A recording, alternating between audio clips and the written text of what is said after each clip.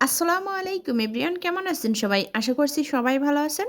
চলুন আজ আপনাদেরকে বিকালে গরম গরম চায়ের সঙ্গে খাওয়ার জন্য খুবই মজার একটা নাস্তা তৈরি করে দেখাই। এটা আপনারা মাত্র 5 মিনিটে খুব সহজেই বানিয়ে নিতে পারবেন, আর নাস্তাটা বানিয়ে বেশ কয়েকদিনের জন্য সংরক্ষণও করে রাখতে পারবেন।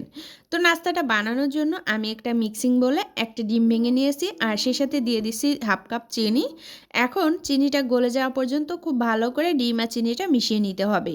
চিনিটা যেন একদমই দলা দলা না থাকে, সম্পূর্ণ যেন গলে যায় সেভাবেই মেশাতে হবে। যদি কেউ মিষ্টিটা কম খেতে চান তাহলে চিনির পরিমাণটা কম করে দিবেন। ডিম আর চিনিটা মেশাতে মেশাতে শেষ পর্যায়ে দেখবেন যে এমনটা সাদা হয়ে গেছে। এখন হচ্ছে এর ভিতরে দিয়ে দিচ্ছি 1 কাপ আটা। আমি এখানে আটা দিচ্ছি, আপনারা চাইলে ময়দা ব্যবহার করতে পারেন। এখন দিয়ে দিচ্ছি 2 টেবিল চামচ মতো সুজি, 2 টেবিল চামচ গুঁড়া দুধ। তো গুঁড়া দুধটা কেউ চাইলে স্কিপ করতেও পারেন, আমি একটু বেশি টেস্টের জন্য গুঁড়া দুধ ইউজ করেছি। ডিমের গন্ধটা দূর করার জন্য এখানে হাফ চামচ মতো ভ্যানিলা এসেন্স দিয়ে নিয়েছি, তবে কেউ চাইলে এলাচ গুঁড়ো দিতে পারেন। এখন হচ্ছে সব কিছু খুব ভালো করে মিশিয়ে নিচ্ছি। আমার এখানে ডোটা দেখতে পাচ্ছি যে একটু নরম আছে, এজন্য আমি আরও হাফ কাপ আটা অ্যাড করে নিচ্ছি। শুরুতে যদি আটা বেশি করে দিয়ে ডো মাখা হয় তাহলে ডোটা শক্ত হয়ে যাওয়ার ভয় থাকে, এজন্য আমি অল্প অল্প করে আটা দিয়ে ডো তৈরি করে নিয়েছি। আপনারা ঠিক সেমভাবেই ডোটা তৈরি করে নেবেন। এরপর হচ্ছে ডোর আঠালো ভাবটা কাটানোর জন্য আমি এখানে দিয়ে দিলাম 1 টেবিল চামচ মতো রান্নার তেল। এখন হচ্ছে তেলের সাথে ডোটা খুব ভালো করে মেখে নিতে হবে, আর তেল দিয়ে মাখার পর দেখুন ডোর যে আঠালো ভাবটা ছিল এটা কিন্তু অনেকটাই কম হয়ে গেছে। এখন আমার ডোটা মেখে নেওয়া হয়ে গেছে, আমি হাতটা ভালো করে পরিষ্কার করে নিয়েছি। এরপর হচ্ছে একটা বোর্ডের উপরে একটু আটা ছিটিয়ে নিয়েছি যেন ডোটা আর বোর্ডের সঙ্গে লেগে না যায়। একটা ব্যাপার খেয়াল করুন, ডোটা কতটা নরম দেখুন, হাত দিয়ে চাপ দিলেই কিন্তু রুটি তৈরি হয়ে যাচ্ছে। তো আমি হাত দিয়ে চেপে একটু রুটিটা বড় করে নিয়েছি। এরপর হচ্ছে বেলুন দিয়ে বেলে ওপর থেকে একটু সমান করে নিচ্ছি। এখন হচ্ছে রুটির পুরুত্বটা আপনাদেরকে একটু দেখিয়ে দিলাম, একটু মোটা করে এই রুটিটা বানিয়ে নিতে হবে। এরপর হচ্ছে একটা ছুরি দিয়ে এভাবে রুটি কেটে নিতে হবে লম্বা লম্বা করে।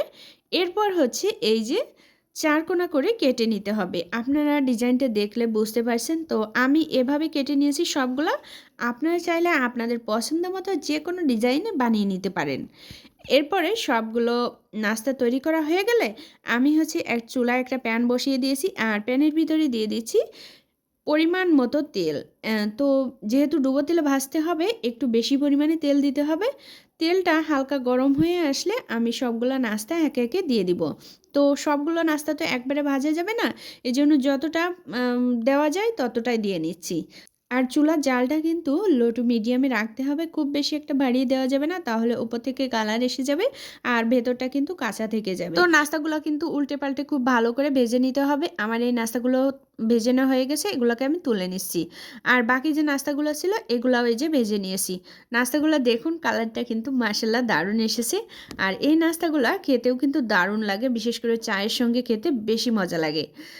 তবে এটা আপনারা কিন্তু শুধু চায়ের সঙ্গে খাওয়ার জন্য নয়, মেহমান আপ্যায়নেও কিন্তু এটা বানিয়ে দিতে পারেন। খুবই মজা হয়, মেহমানরা খেয়ে কিন্তু অনেক বেশি প্রশংসা করবে। আর বানানোটা কত সহজ এটা নিশ্চয়ই আপনারা খেয়াল করেছেন। এটা সংরক্ষণও করা যাবে 4-5 দিনের মতো। তেলে ভাজা জিনিস আমার কাছে মনে হয় এর থেকে বেশি আর সংরক্ষণ করা ভালো না। ভেতরটা দেখুন মাশাআল্লাহ কতটা ফুলে উঠেছে। তো আজকের ভিডিওটা ভালো লাগলে অবশ্যই একটা লাইক দিবেন। সবাই ভালো থাকবেন, সুস্থ থাকবেন। আল্লাহ হাফেজ।